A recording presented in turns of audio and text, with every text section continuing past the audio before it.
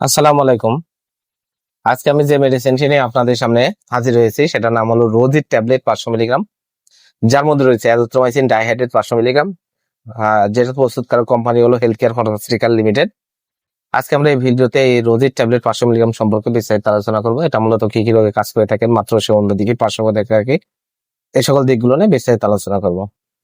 তো প্রথমে আসুন দেখে নেওয়া যাক রোজির ট্যাবলেট 500 মিলিগ্রাম মূলত কি কি রোগে কাজ করে থাকে।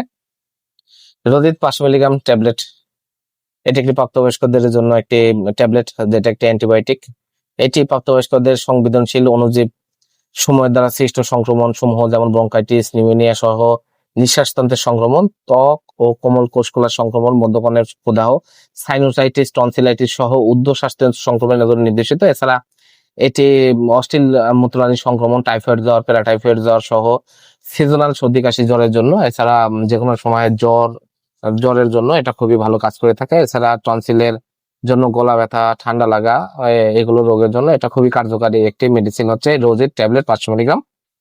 এবার এখন দেখে নেওয়া যাক এর মাত্রা ও সেবনবিধি কি। এটি সাধারণত প্রাপ্তবয়স্কদের জন্য প্রতিদিন একটি অথবা দুইটি ট্যাবলেট আপনারা 3 থেকে 7 দিন অথবা রোগের তীব্রতার মাত্রা অনুযায়ী ডাক্তারের পরামর্শ অনুযায়ী মাত্রা ও ডোজ নির্ধারণ করে নিতে হবে।